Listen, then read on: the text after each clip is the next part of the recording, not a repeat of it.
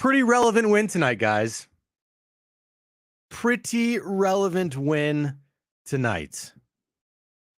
What's going on, everybody? It's the wrap-up show. Just me tonight. John is on vacation. Of course, you know, he misses the best series win of the year so far, but that's fine. It's fine. We have a lot to talk about tonight. Wow. Pretty relevant win. We'll start there. This is the wrap-up show, guys. Thank you for joining me tonight. We're going to have a lot of people in the chat. We're going to have a lot of people viewing us. So thank you. When you stop on by, make sure you hit that like button, hit the subscribe button. We are 60 subscribers away from 6,000. Let me repeat that. We are 60 subscribers away from 6,000. Let's see if we can get 6,000 subscribers tonight on the wrap-up show.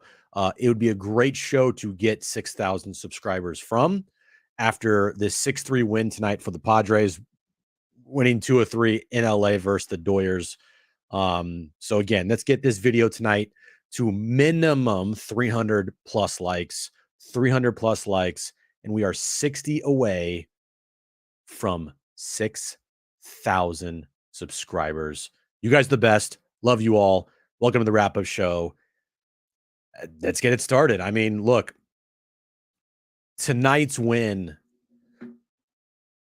I go back to Monday night, and it's hard not to just say Monday night was like a jump starter for this team for this past week, because a lot of times in baseball, you look at wins like that, and you know, the momentum thing in baseball, it's hard to say is actually a thing, because you're only as good as your next day starting pitcher.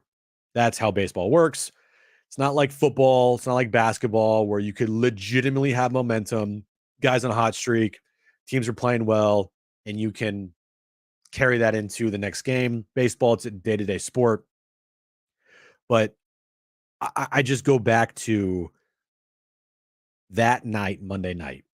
And when I said, yes, this is an amazing win, but what it does for this team is it takes what they were able to do and they put that in their back pocket. So whenever they're trailing in any games this year, they go back to that moment and they go back to the feeling of, we're not out of any game. Like coming back from a 2-1 deficit or like a 3-1 deficit or even 3 runs, that's great, but it's not something that you could say, oh yeah, we can take that and put it in our.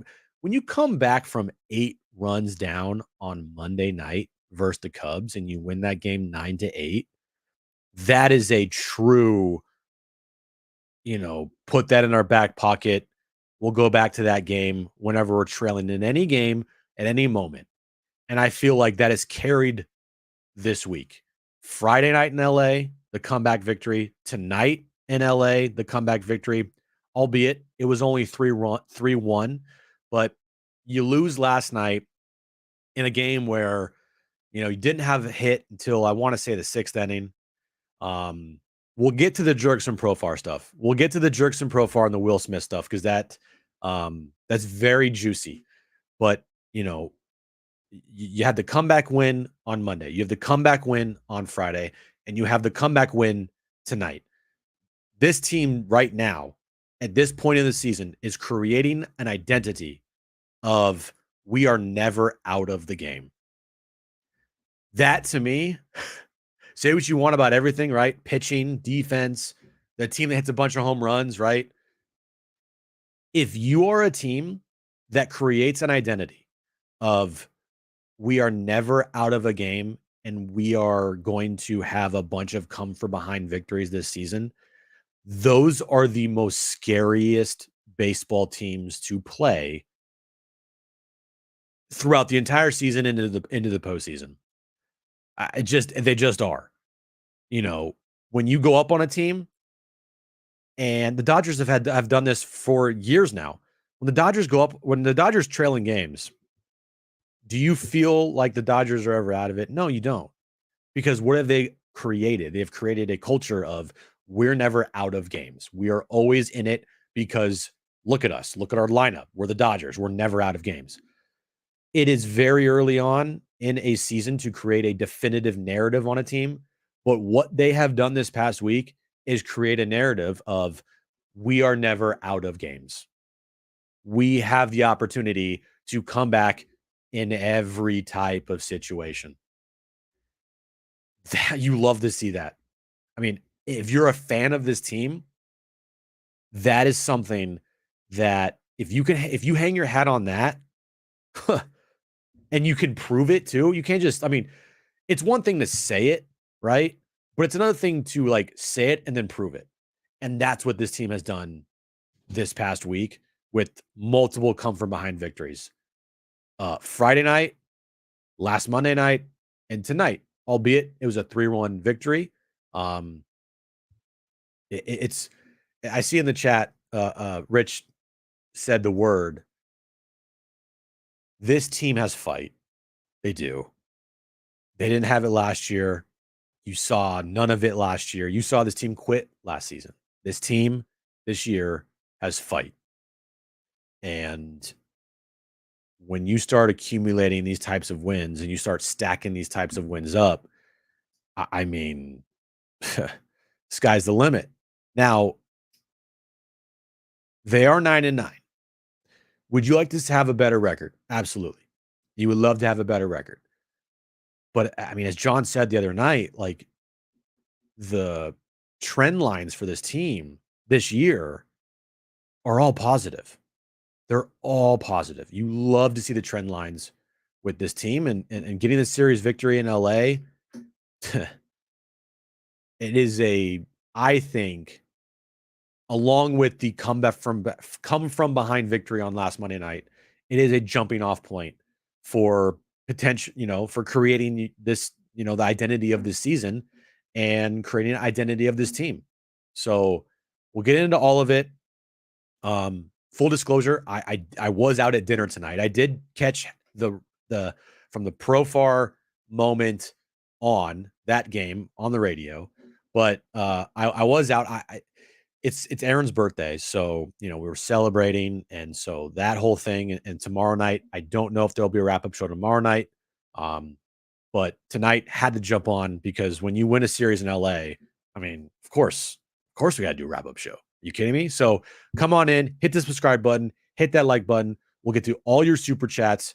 Super chats are definitely welcome. And we will get to most of your comments tonight. It's a little hard and difficult when we're doing a solo wrap-up show. If you're wondering, if you're hopping in right now and you're wondering where John is on the East Coast. He is on a vacation, a much needed vacation, visiting his mom. So solo wrap-up shows for the rest of the week. Yeah, guys, this was a very, very relevant win tonight.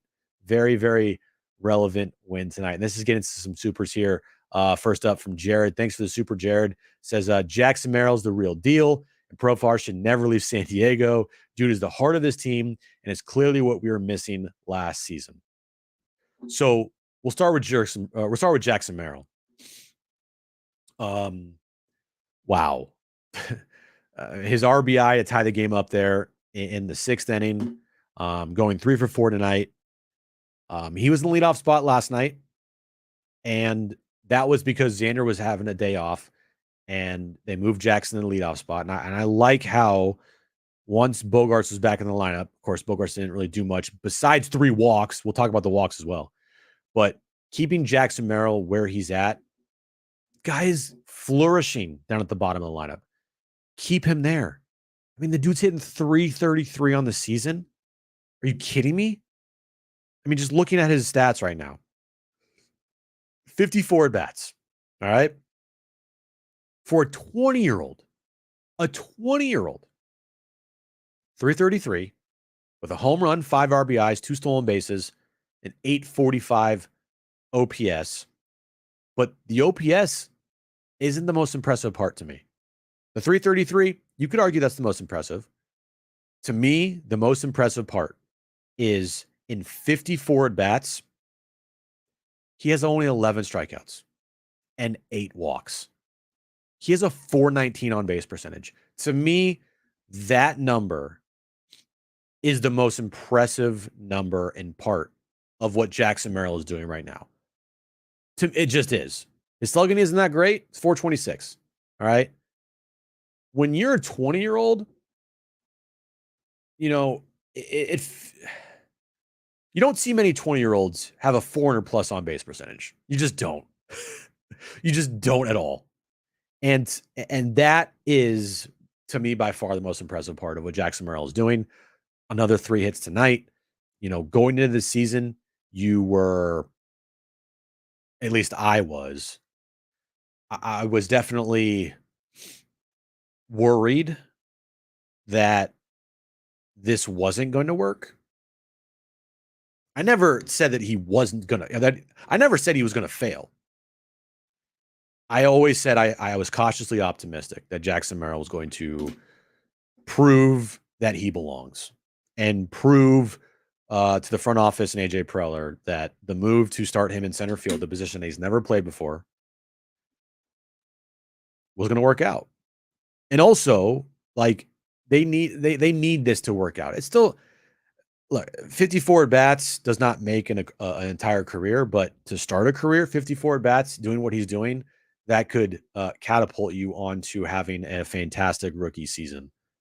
And they desperately need to have one of these rookies out of their system actually hit. They need it. And if Jackson Merrill is going to be doing this for you, I mean, blown away. Absolutely blown away. Been fantastic. I don't think he's like shut up all the haters, because I don't know if there were any haters. Like, truth be told, I don't think anybody was sitting there saying Jackson Merrill's going to suck. I think a lot of majority of the people were saying, I hope this works out. Like, I don't know if this is going to work because Jackson Merrill is 20 years old. Like, the track record with this team and franchise developing and talent and prospects, like, hasn't been that great. So, hey, I hope it works. It's absolutely worked. He's been fantastic. And then Jerks and Profar. So I'm sure all 400 plus people in the chat right now that are watching knows what happened last night. And if you don't know what happened last night, I'll just go over it for you just to remind everybody. So it was, what inning was it? I want to say it was the 6th inning. I think it was the 6th inning. Let me see if I can find it here. Maybe the 5th inning. But anyway, middle of that game, and you had Gavin Stone throwing a no-hitter. And Profar's at the plate. And during this at bat, ball gets thrown inside. I view it as absolutely nothing. From my standpoint, I didn't think it was anything. When the guy's throwing a no-hitter or a perfect game, whatever he's throwing, why would you be going up there trying to hit somebody? There's nothing there. Nothing from Gavin Stone. There's nothing. If anything, it was to try to move him off the plate. A lot of times when I see guys throw inside, depending on the situation, and now if the situation is like the Padres are up 10-1 and the guy's throwing like, inside, then you could start questioning that and be like, what are you doing here, bro? Are you serious right now? But yesterday's game, I didn't think anything of it. But, and I don't know exactly the situation of who said something first. I know Profar had a little bit of a situation where he might have said something to Will Smith, and then Will Smith chirped back, and they're chirping back and forth, and the bench is clear, and I'm kind of like, okay, guys, what are we doing here? But then you get to the end of the game. Like, I don't really have a problem with either player. I just kind of was like, almost like a little like, guys, what are we doing? Like, let's go, keep it up. Like, why are we bitching and complaining about stuff that doesn't mean to be bitching and complaining about, from both ends, from Profar and from Will Smith. Will Smith seemed like he was talking some shit, and maybe Profar was talking some shit, And then the bench is cleared and everyone's like, okay, well, what are we doing out here? And then you go back and you play and yada, yada, yada. So I had no problem with that. I just was from both sides. It was kind of a wash. But then you get to the post-game comments. And that's when we have a problem. Because Will Smith talks to Dave Essay, their post-game show. All right. We've had Dave Essay on a lot. He is probably our most hated guest of all time on John and Jim. Rightfully so. I like Dave. Great dude. But he is very easily unlikable by a lot of Padres fans. So Will Smith, after the game last night, says, this is just a part of his soundbite. Says, I don't know why we would have thrown at him. He's kind of irrelevant. Oh, shit. Oh, bro. You know that meme that says, I forget, it says, oh yeah, fuck around and find out, right? You know that it's like, oh, here's a pie chart. You fuck around here and then you find out. Because if you talk shit, you better hope that doesn't come back to bite you in the ass. It bit them in the ass. And Jerks and Profar is Mr. Relevant now. He is Mr. Relevant. Or Mr. Irrelevant. If you want to go both routes, fine. But in a 3-3 game in the, what inning was it? Sorry, let me pull the box score up. Yeah, 3-3 game here in the 7th inning. Bases loaded. And he hits one to straightaway center field off the top of the wall. Clears the bases. 3 RBI double. Will Smith fucked around and he found out. He talked shit. He called the guy Mr. Irrelevant, or at least he said, hey, this guy doesn't mean anything. He's irrelevant. He sucks. Man, that must have felt so good for Jerks and Profar. Like, oh, you're going to talk shit to me? Okay, here's what happens. I mean, it was just a perfect storm. Will Smith yapping his mouth after the post game. Like, you could have easily, like, Will Smith, what he could have easily done is like, I don't know what happened there. Probably just a miscommunication, and we just move on. Glad we got the win. But no. He had to talk shit. He had to take it to that level.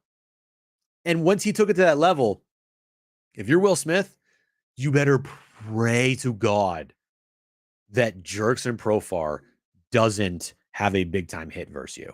Because if he does, then it's 100% fair game to go back at Will Smith. And if they have a problem with it, they can kick fucking rocks. Pretty simple. If you're opening up the shit talking, and I don't know what was said between him at the plate and Profar, I don't know, because there's not really like a breakdown or like actual audio of what happened. I just know this. For me, I never, like when my team's playing somebody else's team or whatever, I don't talk shit until maybe after the game. And again, I don't even really talk shit at all. I'm not that guy, because I know that if I talk shit and then all of a sudden it comes back to bite me in the ass, my team loses or whatever, I just don't want to be in that situation. I don't want to give that opportunity to someone else. Be like, hey, yeah, remember when you dished it out? Well, now you better be able to take it. And I just don't want to do that. But Will Smith wanted to do it. And look what happened. He found out, man. He effed around and he found out. And Jerks and Profar has been absolutely amazing this year. The players on this team that make this team different, and they could have easily gone the other way. These guys could not have performed, and then we'd be saying, well, look at these holes and then this and that, and are you serious? Like, they have these guys out there. But what Jerkson Profar, Jackson Merrill, and Luis Campisano has done. I know he's cooled down a little bit here. He went over 5 tonight, but still, the production out of the catcher's position this year has been levels above the production of catcher last year. Um, and Jake Cronenworth, like what you've seen from these players has been the difference in this season. It really has, because Xander Bogaerts is doing absolutely nothing for you. Tatis has been fantastic. Manny, he is heating up. He had the home run earlier tonight, set the tone. 2 for 4. He's definitely heating up. He's getting there. But if you told me, you know, you get Jerkson Profar through 56 at bats this year, hitting 321 with 2 RBIs or 2 home runs, 13 RBIs, and a 960 OPS. I mean, you take those like pictures that, right? Like they go, guess this player. Like you are getting the production that you would have gotten if this team had still had Juan Soto on it. From Jerkson Profar. 1 year, $1 million. That's what's happening right now with this team. Jerkson Profar is playing like offensively like Juan Soto. It's incredible. It's incredible. Um, you can't ask for anything more than that. You really can't. And I don't know if you were to give everybody truth serum that they would say that um, they expected this from Jerkson Profar. I don't even know if Jerkson Profar expected this from himself. But you take it and you don't say anything about it. You take the production, you ride the hot streak, you put him in the 5 hole, and you just see how long it can last. It's been great. It's been great to see. It's been great to see. If you're joining me right now, thank you for joining me. Hit the like button, hit that subscribe button. Let me check to see how many subscribers we are away from 6,000. I know I said start the show we were 60 away. Guys, we are 53 subscribers away from 6,000 subscribers on the wrap up show. 53 away from 6,000. We have almost 500 people in the chat right now. Million comments. I see you guys. We'll get to all your supers here throughout the show. We're trying to get this show to at least over 300 plus likes on tonight. So hit that like button, hit that subscribe button, and thanks for joining me here on the wrap up show. Again, John is back in Philadelphia. He is with his family, much needed vacation. So he will be back at the end of the week. Let's get to some more supers here. Vector, thank you for the super chat. It says just nice to hear ESPN miserable watching San Diego win. Now, full disclosure, I didn't hear any of the broadcast tonight. I just saw what was happening, and listened to it on the radio and listened to Jesse and Tony. But just seeing the comments on social media, it seemed like, yeah, it was a complete love fest for the Dodgers. And that's expected. It's expected. I mean, they're a team that just has Shohei. I mean, they spent what $1.5 billion this offseason. Of course, they're going to be loved by ESPN, and that's fine. I for me personally, like I get it. It's annoying, and trust me, I understand. Um, I'm good with tuning stuff out. Like I just tune it out, or I just put it on mute.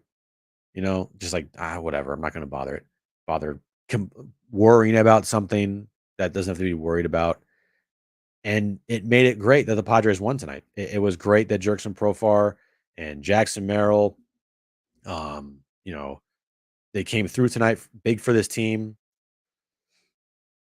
You also had Manny Machado have a big night for them as well. I thought you Darvish for not having, like, he wasn't on top of his game tonight, but giving you 5 innings was great. Yeah, I'm not really worried about, like, I understand the ESPN broadcast is going to be just, slobbing all over the Dodgers knob. I understand it. But it's kind of like I'm not gonna exude energy and get upset about something that doesn't really matter to me. It doesn't matter. Like, who cares? They won the game. That's great. That's the most important thing. So thanks for the super vector. Thank you to Jeff the Crusher. Jim is not soft. LFGSD. Yeah, no, I could have easily said no tonight. um, but when we are in a situation where we are with this Padres team right now and them winning 2 or 3 at Dodger Stadium, guys, I'm here for you. I'm here for you. I'm not going anywhere. It's like I'll be here for you the whole entire week. John and Jim, wrap up shows. Of course I'm here. John, on the other hand, soft. Thank you, James, for the super chat. Appreciate it, buddy. He said, like I said before, they are the comeback kids. Hey, if they are going to have this identity of creating the mentality of we're never out of the game, which I think they've already created that. Like, I think they've already in their mind, like, okay, we're never out of the game. But and last year's team was last year's team. They would have never done this.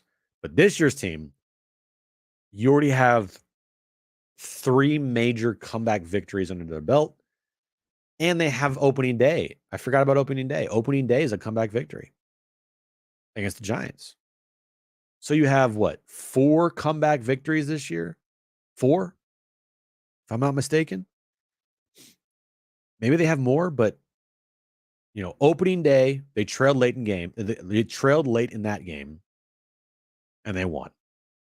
And then Monday versus the Cubs, obviously 8-0, they win 9-8. Friday, they trail big. I think it was 7-3 or 7-2. And then today, they trail 3-1, and they go away, win 6-3. So, yeah, I mean, 9-9 in your first 18 games, you have 4 comeback victories. That's very impressive. Very impressive, and something that is gonna be very scary for opponents this year when they face the Padres, because the Padres will have that feeling of we're never out of it. Nick, thanks for the super. Says, give this to Aaron, please. Super chat. Thank you. I'll give that to her. We actually we went out to dinner tonight to a fantastic Michelin star restaurant up in Carlsbad. Um, oh my god. So yeah, that will pay for half of her espresso martini that she had. So thank you, Nick, for that. Andrew, thanks for the super chat. Said, sweet, we didn't let Otani get his Japan home run record with his stupid different balls. Is that what they were doing? They were putting out different balls there? Yeah, it's nice. I know that Otani had he struck out twice, but I don't know how many strikeouts he had versus Darvish. I know he struck out one time versus Darvish, but yeah, that's good. Glad that didn't happen.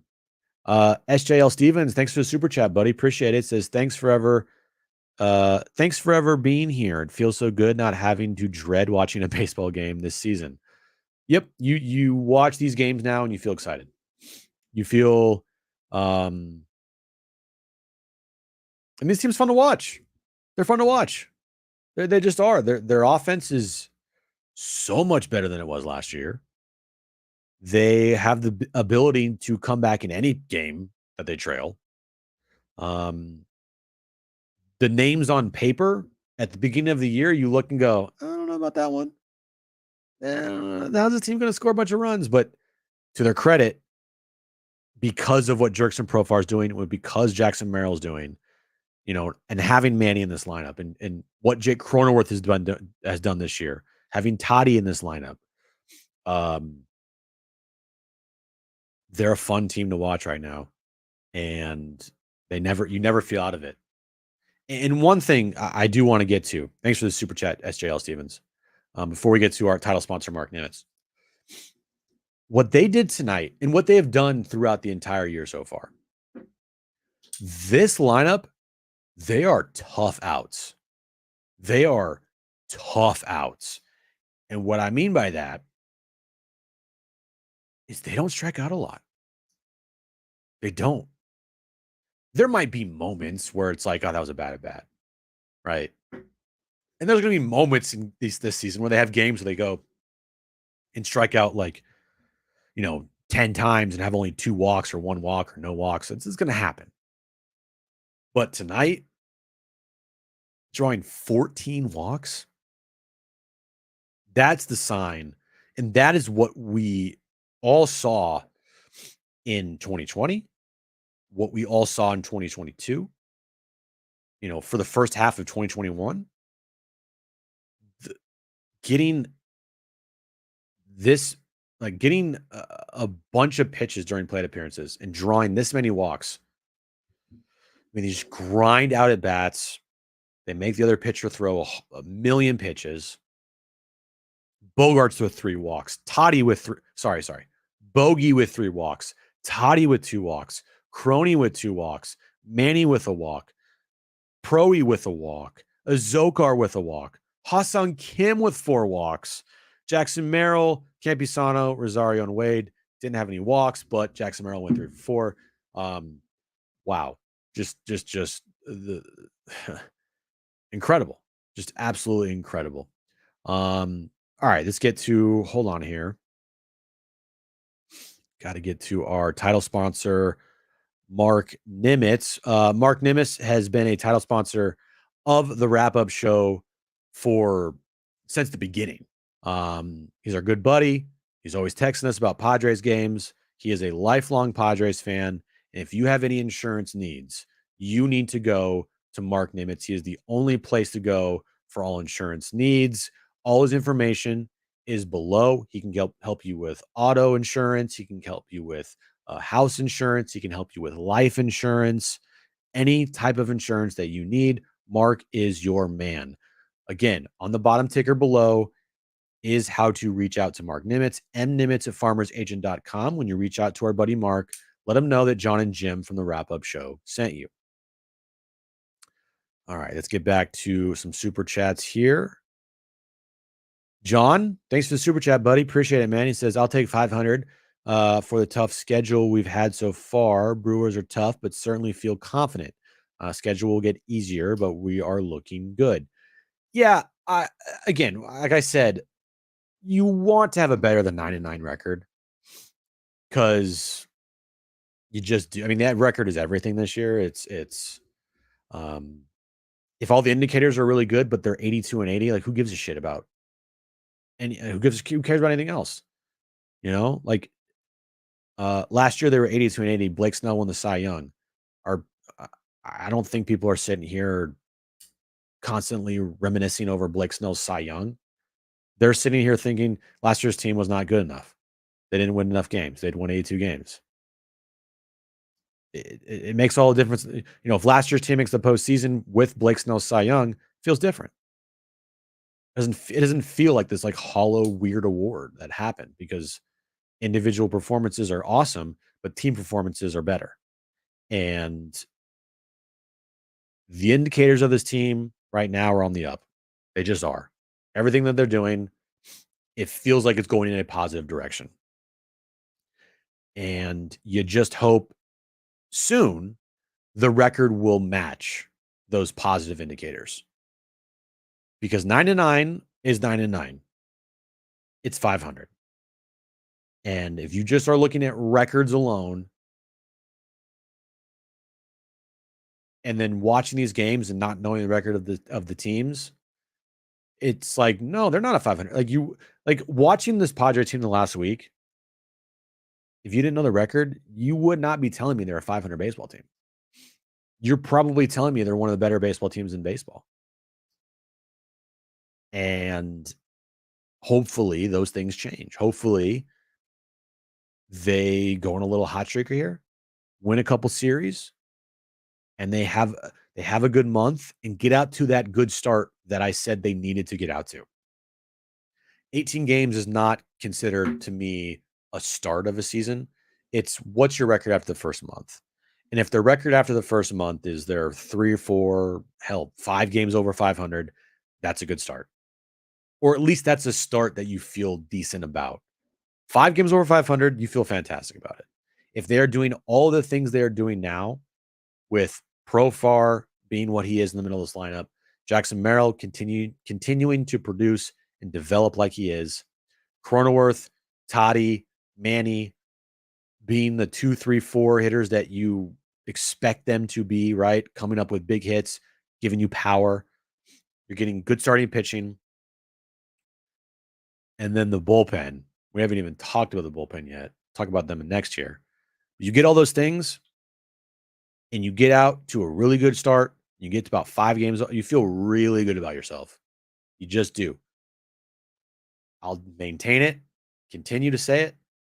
This team getting out to a quick start this year and a good start this year is going to mean a lot for the rest of the season. It's going to lay the groundwork for what hopefully is a playoff team this year.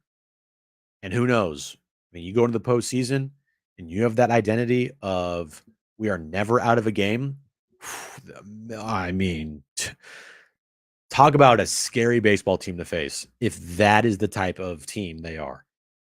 If they have like, they already have 4 this year. Say they have like 20 comeback victories this season. I mean, that's a lot probably, but on the high, that's probably really a lot.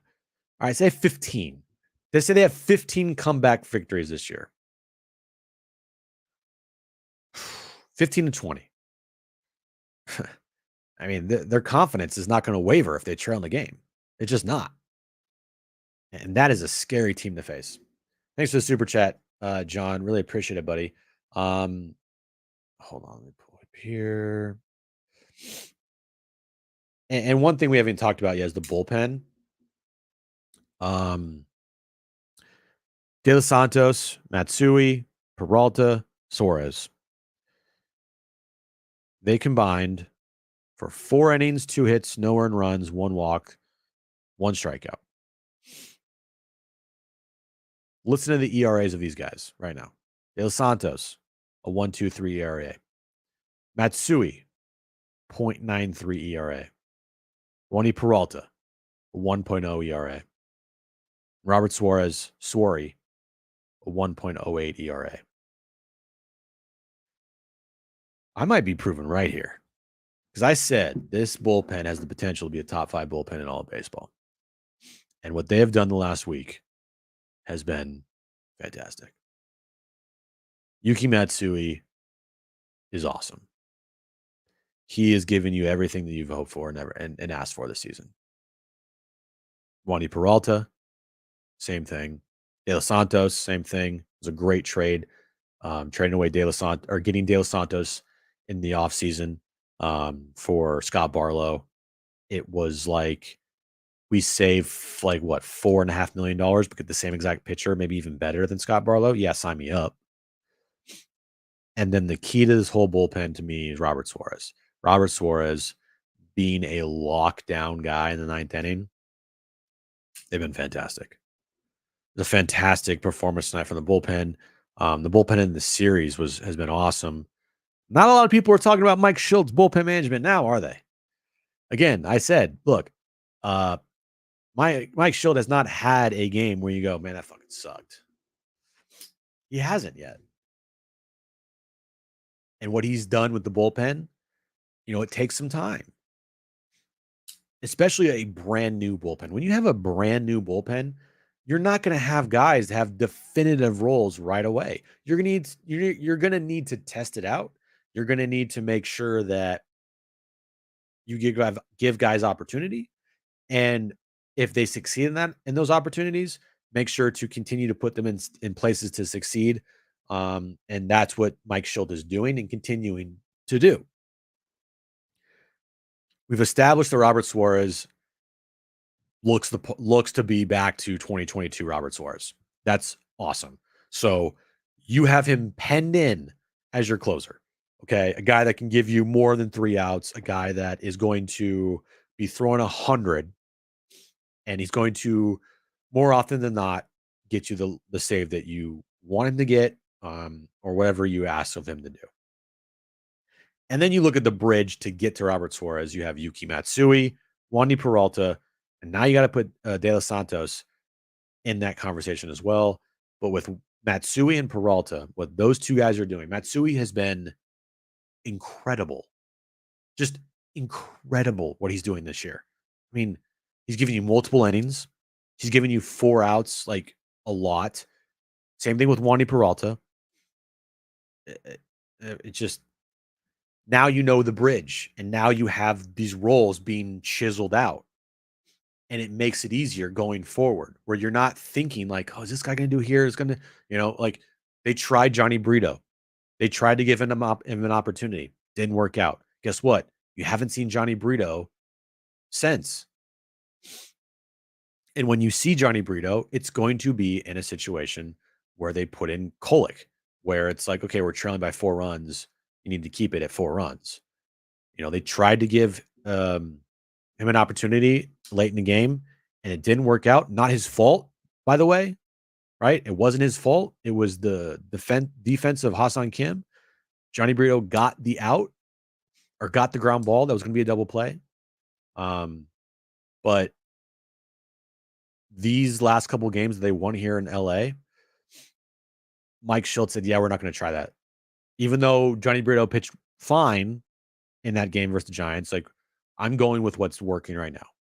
So Mike Schultz has been really good with the bullpen. The bullpen has backed him up by all of the decisions that he's made.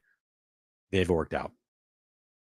And that leads to the Jeff the Crusher. Thanks, Jeff the Crusher, for the super chat. Like you said, bullpen was on lockdown again. Amazing. Yeah, they were, as I said. De Los Santos, Matsui, Peralta, Suarez. Just you see a bunch of zeros there. 0 runs, 0 runs, 0 runs, 0 runs. Fantastic. Ishmael, thanks for the super chat. Ishmael, he says, "Hey Jim, Milwaukee will be tough, but that's what we said about the Dodgers. I think our pitching has what it takes." Yeah, like looking at the probables for this series, you have Musgrove tomorrow, Dylan Cease on Tuesday, and Michael King on Wednesday. What the good thing about this rotation is, pretty much, and we've said this before, every series you're going to have either Musgrove, Dylan Cease, or Yu Darvish pitching in it. One of your top 3. And Dylan Cease is not a third. He's just not. He's not a number 3. He's a number 1 or a number 2. So you have a number 1 or a number 2 pitching minimum in every series. This series you had Yu Darvish. Next series you'll have Musgrove and Cease. The following series, again, you'll have Yu Darvish. And you'll have Musgrove. So that's what the good thing about this rotation is you're always going to have either Musgrove, Dylan Cease, or Darvish pitching in every series, every 3-game series. There's some weird 2-game series out there that you might get a little funky in, and you might see like Michael King and Waldron, or, well, by the way, Waldron has been fantastic. But every 3-game series, you're going to see at least Darvish, Musgrove, and Cease. Thanks for the super chat here, Andrew. Appreciate it. It says bullpen completely shut down Dodgers in the 2 wins. The bullpen in the 2 wins has been critical versus the Dodgers in this series. Critical. I know on Friday night they had, in the late innings in that game, Tom Cosgrove, Tommy, right, came up huge, getting out Ohtani and Freeman. You had De Los Santos striking out Teoscar Hernandez on Friday night. Tonight, Matsui and Wandy Peralta. Just overall, it's just a fantastic last week here from your bullpen. And Monday night, Pedro Avila, who got optioned, kind of kept the line. I know he gave it 4 runs, but he gave this team an opportunity. And they came back and won. And the bullpen the rest of the week has been lockdown bullpen. So thanks for the super chat, Andrew. Appreciate it. HBBBVPPPPJJJJ. Thanks for the super chat, buddy. Appreciate it. It says, Doyer fan obsessed with Manny will sleep with the ball. Are you talking about when Manny hit that home run and that stupid Dodger fan pretended to take the ball that Manny hit the home run, the home run ball, and throw it back on the field, but instead it was a ball in his pocket So he kept the Manny home run and he threw back on the field a fake ball. Dodger fans are just, I mean, and I apologize. I can't see like most of the chat tonight. I know it's probably going crazy, and I'm sure there might be some Dodger fans. I don't know. But for all the shit that Dodger fans talk, they really more often than not embarrass themselves. They embarrass themselves. And there's some good Dodger fans out there. Don't get me wrong. I know a bunch we have some loyal Dodger fans that watch us.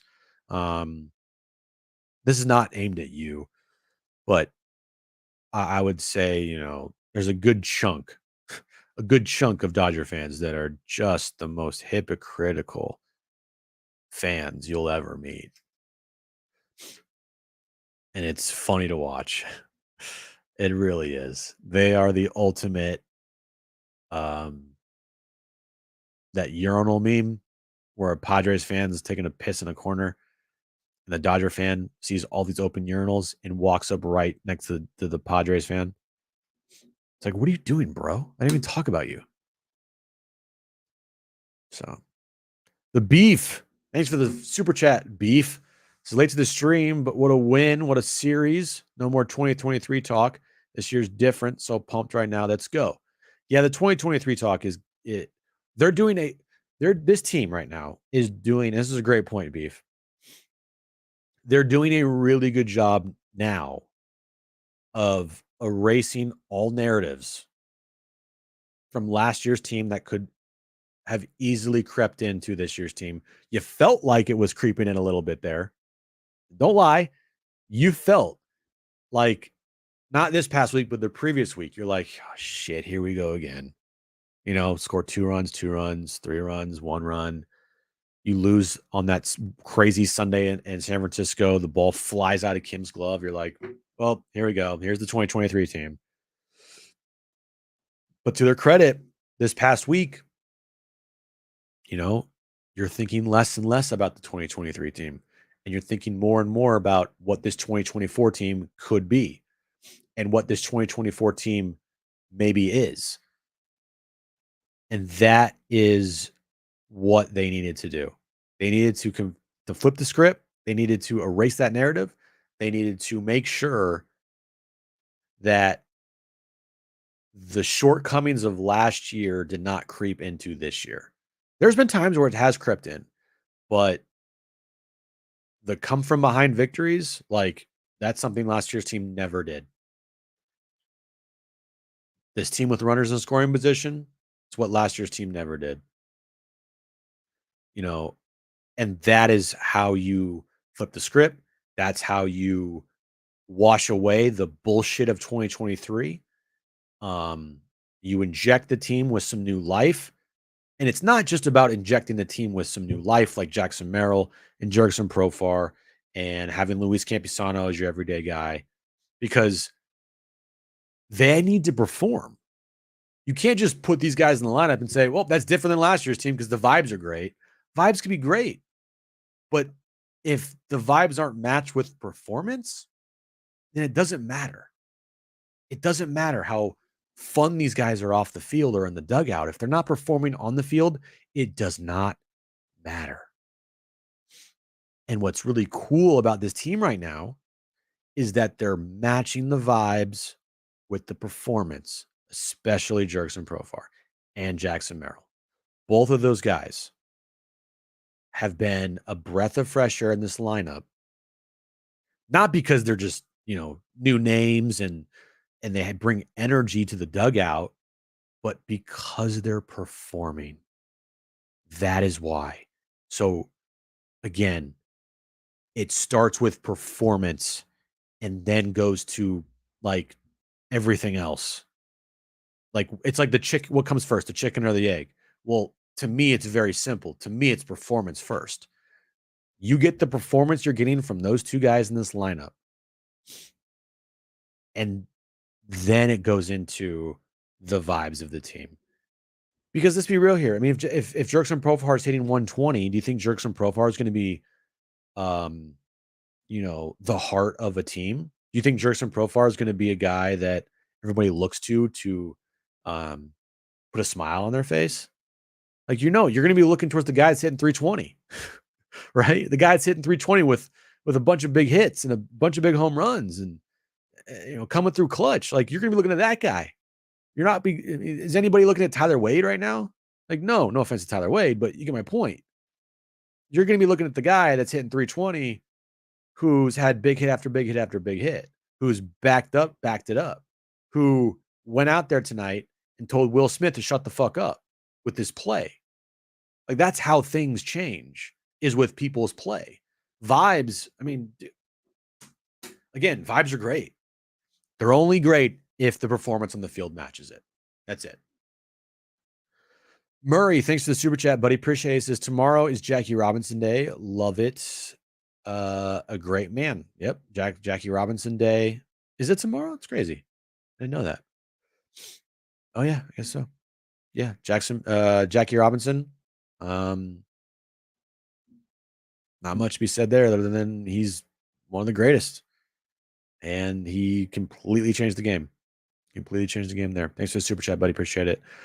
Spicy mayonnaise. Thanks for the super. He says, LA Dodger fan. Good series. Has Preller done it again? Well, what do you mean by done it again? Because what has he done again? I don't know what he would do again, but what I did say he needed this year and a lot of years is you're going to need to get those bargain pieces and you're going to need those guys to hit. You're going to need to spend smart money and get production from the others. Perfect example, 2022, Jorge Alfaro, 5 walk-off hits. I don't think his WAR was 5, but it should have been, because when you have a walk-off hit, why would your WAR not be +1? But anyway, that was a guy that was signed for under $1 million. Now, he didn't play in the postseason, but during the regular season, he helped a lot. That's what you need. Profar and Merrill, 2 guys making under, I think, $2 million. They're some of your biggest contributors on the team right now. You need that. If your superstars can perform, and they need to, because if they don't, you're not making the postseason probably. But until you get those hot stretches out of them where they carry you on their back, the others need to perform. And Jerkson Profar and Jackson Merrill have been fantastic. Miss Do It All, thanks for the super. Appreciate it. The last Dodgers full season World Series win was 36 years ago. The regular season champs are irrelevant. I like that. $1 billion team. The bullpen sucks, and Will Smith is a douche. Happy birthday, Aaron. Thanks for the super, Miss Do It All. Yeah, the last real World Series they won was in 1988. That's just a fact. Yeah, you can win 110 games every year, but if you don't win a World Series, you are irrelevant. And Will Smith is the poster child right now of fuck around and find out. Because he did, and he found out. Whoops, we got to that one. Sorry. Sam, thanks for becoming a YouTube member. Appreciate it, buddy. Thank you. Or no, Sergio. Sorry, I saw that wrong. Sergio, thanks for becoming a member. Really do appreciate that. All right, we got 1 million people in the chat right now. We'll get to some comments then. John is actually not in the chat. I don't see him. I don't see him. Yeah. Good point by Johnny here. Manning his last 7 games, 345 with a 973 OPS. Yep. What did we say? There will become a moment where Manny heats up. It's inevitable. He's not going to be doing this, hitting 187 for the entire season. You just hope that when he heats up, it kind of like flatlines is like to where he's giving you like consistent production. It's not always going to be 3 for 4 or 1 for 4 with a home run or whatever, but you just got to make sure you don't get in these like big slumps with Manny Machado, because you're going to need him this year. You're going to need him to be kind of that MVP form. And if he's not that MVP form, he needs to be close to it. Thanks to the super chat, Bro Duke says, awesome series, go Padres. Absolutely. Was a great series. Hope you keep the super money, Jim. You'll need it to get married. Oh, I know, bro. I know. Trust me. And you probably know as well. Weddings are not cheap. They're very expensive, as we are finding out for sure. Let's check here on our sub count. Oh, man, you guys are great. We are 42 away from 6,000 subscribers. Again, 42 away from 6,000 subscribers. And oh my God, we have just got a bomb. We have just gotten a $100 super chat. Everybody give a clap emojis in the chat right now for our buddy Ken. Thank you, Ken. If you're a member here, you have emojis. Use your emojis right now. Use all your emojis. Use goat emojis. Toddy, Shilty, everything. Thank you to Ken. You are a legend, Ken. Ken sends in, where's John? He usually has a better handle on these controversies. I'm just kidding. You, sir, are killing the wrap-up show. Let's go Padres. John is, as I said, he is on vacation, a much-needed vacation. He is back east with his mom. So he'll be back at the end of the week. He might pop in maybe once or twice. I don't know. But until then, solo wrap-up shows. Tomorrow, just a heads up, guys. Tomorrow, I don't know if I'm going to be doing a wrap-up show just because tomorrow is officially Aaron's birthday. Tonight was like an opportunity for us to go to a really nice restaurant that we've never been to, and we couldn't pass it up. But tomorrow's Aaron's birthday. I'm going to be doing John and Jim solo, and I don't know if I'm going to be doing one tomorrow night. If they win in epic fashion, you'll probably see me. But if not, we might be returning on Tuesday. So just a heads up there. But yeah, Ken, thank you for the super chat. Appreciate it, buddy. You are the man. Again, clapping emojis in the chat. Hit that like button. Hit that subscribe button. Let's get to 300 plus likes tonight. We are like 40 subscribers away from 6,000. We have almost 500 people in the chat. It's been an awesome past week. You guys are absolutely amazing. From the comeback victory on Monday night was one of our largest viewed shows, wrap-up shows we've ever done besides the postseason. So that's a credit to you guys for following us and being with us and liking watching our videos. So thank you to all you out there. To Friday night being one of, again, best wins of the year at Dodger Stadium. And then tonight, having another comeback and especially what happened with Will Smith the other night to just kind of rub it in his face even more. Whew. Just fantastic. Just fantastic. Ken, you are the man. Thank you, buddy. Appreciate it. Hold on one second here, guys. Got to pull up one of our other sponsors here. And that would be, oops, that's not it. A little tough doing this here. Got to pull this up. Here we go. Oh, whoops, that's not it. Hold on, guys. Stay with me. Maybe.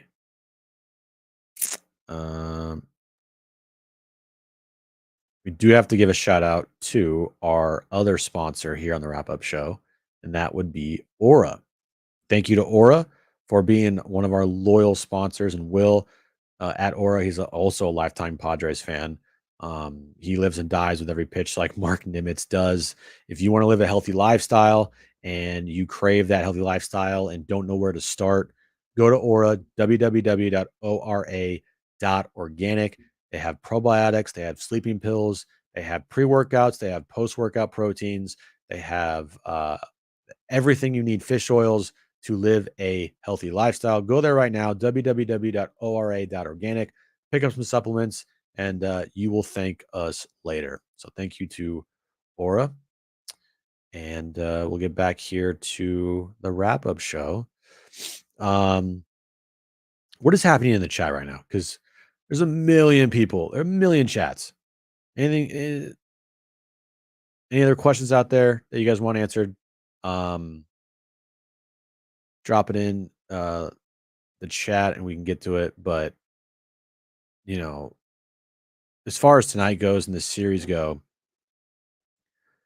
you hope this is like something that, I'm not saying a turning point, but what they can use to catapult here for the next couple of weeks. I mean, if you play good baseball the next couple of weeks, say you win the series in Milwaukee, okay, you come home, and who are they facing when they get home? They are facing the Blue Jays, I want to say, right? Blue Jays, and then they go to Colorado, where they have, it's been tough to win there. Philadelphia, and the month with Cincinnati. I mean, you finished this first month off playing good baseball. It's pretty easy to look back at the Chicago game when they won 9-8 and say that was the moment. That was the moment. And as far as right now, I'm saying like that is a moment for sure. That is a moment that this team will look back on and hopefully say it started there. And you're gonna have ups and downs, hills and valleys. Seasons are not just one through straight line. It is all over the place, right? But you get a good 3-week stretch out of this right here, and you play really good baseball and you win a bunch of series. Like, this can help you and give you that margin of error throughout the season that you're going to need. You just are. And you're going to need another moment, right? Where they have a comeback or another, like a walk off or whatever the case may be, because seasons are long and you need multiple jolts of energy for this team. Thank you for the super chat. Taco Bell call 911 says, do you think we only get a new bat when Profar cools down? As much as I'm loving his play based on his past, we can't continue to expect this. Well, I don't know if it's official yet. I'm not quite sure, but it was reported during the game that Tommy Pham is close to signing a deal with the Chicago White Sox. Okay. Sure. Everybody that I've talked to says they need a bat. And you watch this team, and of course, yeah, uh, having another bat, of course, would help. Uh, and I think they're going to, regardless of what happens, regardless of if Jerkson Profar, I mean, if he's having an all-star first half and he's at the trade deadline and he's doing this, maybe not to this level, but if he's still producing at a high level, they're still going to go out and try to find a bat. They just are, because they need it. You know, I mean, once Manny gets back to third base, you're still going to have a DH issue. So I think regardless of what Profar does, they're still going to be looking for a bat. And that's not like an indictment on Profar. And I don't think anybody should be sitting here and saying, like, we don't need a bat because look what Jerkson Profar's doing and look what Jackson Merrill's doing. Like, that's great what they're doing. But they still need another bat. They still need, I mean, it just makes this lineup better. So when the trade deadline comes, if they're in contention and they're in it, then they're probably just going to go out and find another bat. That's just what it's going to happen. But it probably won't be Tommy Pham, looks like, because Tommy Pham's going to Chicago to the White Sox, which is interesting. But hey, at some point, I mean, if you're getting these offers, you're not going to get something better, probably. So you got to go out and you got to do what's best for you. And if you want to play baseball this year, you got to eventually sign somewhere. So yeah. Let me just pull this up here. All right, guys. Underdog Fantasy. Underdog Fantasy is the easiest way to play fantasy sports and win money. Right now, you can go there, sign up, download the Underdog Fantasy app. When you download the Underdog Fantasy app, use promo code PODSWRAP, PADSWRAP. You get your first $100 deposited matched. So what that means is if you deposit $100, Underdog Fantasy gives you free $100, a free $100 to play with, to use free money to win real money. And it's the easiest form of gambling out there and betting. What they do is so addicting. It is so fun. Mark Nimitz has been addicted and hooked on it because we told him about it. And you can win big money by spending not much money. You don't have to spend a boatload of money to win a good amount of money. Like today, listen to this, guys. I won over $100 today. I could have won more money, but what they do is you don't have you can play in-game higher and lower. You can do futures higher and lower, and it is the easiest way to win. Like today, I did Scotty Scheffler lower than 71 strokes, Ludwig Oberg lower than 69 strokes, Max Homa higher than 71 strokes, Kevin Durant lower than 22 and a half or 23 and a half points, and Chris Paul lower than 22 and a half points plus rebounds plus assist. Every single one of those hit except for Ludwig Oberg, who actually did have 69 strokes. So that was a wash, but I still won because I got everything else right. And I won over $100 by just betting $10. That's it. 5 picks, $10. I won over $100. And that is how easy it is. Your first $100 deposited will be matched using promo code PODSWRAP. Download the Underdog Fantasy app right now. And just looking at tomorrow's games, all right? I look at tomorrow. Let's do a little Padres play, okay? Let's see what the Padres play is. San Diego versus Milwaukee. All right, so let me show you how easy this is and how fun this is and how you can win big money. Joe Musgrove, do you guys think he'll pitch 6 innings tomorrow? I think Joe Musgrove will pitch 6 innings tomorrow. Boom. All right. And then you go down here to Fernando Tatis Jr. Will he have an RBI tomorrow? Sure. He'll have an RBI tomorrow. All right. Let's go to Xander Bogaerts. Lower than 1.5 total bases.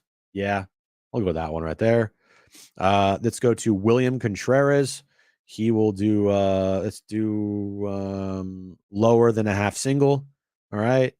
And then let's go with give me Jackson Merrill. Jackson Merrill. Let's go with him. You know what? Let's say he has a stolen base. All right. So listen to this play, guys. Ready? Joe Musgrove, higher than 17 and a half pitching outs. How many outs is that? 18, 36, 12, 15. So that's, yeah. So he has to pitch 6 innings. All right. Then Fernando Tatis Jr. gets an RBI. All right. Xander Bogaerts does nothing. Well, does nothing recently. William Contreras goes 0 for tomorrow. And Jackson Merrill gets a stolen base. If I just bet $15 on that, $15 to hit on that, the payout is $1,500. So, yeah, $1,500 to get Joe going 6, Toddy getting an RBI, Xander getting lower than 1.5 total bases. He can still get a hit, but he can't get like a double or anything. William Contreras going over, and Jackson Merrill getting a stolen base. $15 pays out to $1,500. Super easy, super simple, super fun. Keeps you engaged. Underdog Fantasy promo code PODSWRAP. Yeah, I bet Bet the $100. What does $100 pay out to? $100 pays out to 10 grand. Yeah. $100, 10 grand there. That'd be crazy. All right, guys. I know, let it ride. Let it ride. Before we go here, I just want to check, see what our subscriber count is. We're very close to 6,000. We're at 5963, guys. We are 37 away from 6,000. 37 away from 6,000. Hit that subscribe button. Hit that like button. We're trying to get this video over 300 plus likes tonight. What do we have on this episode, guys? We have 200 plus likes already. Let's bump this thing up to 300. And again, 37 away from 6,000. The rest of the week, it's just the Jim show on the wrap-up show. It's also just the Jim show on John and Jim. And we'll be on tomorrow starting at 3 p.m. talking about this win, talking about the rest of the week. We'll bring you some great guests this week and talking some Padres baseball and hopefully continue playing good baseball. But until then, thanks guys for joining me. Appreciate it. I'm tired. I know everyone else is probably tired. Get a good night's sleep. Hit the like button. Hit the subscribe button. Talk to you guys tomorrow on the wrap-up show. Peace out. Bye. What's up, brother? Thank you, brother. See you guys.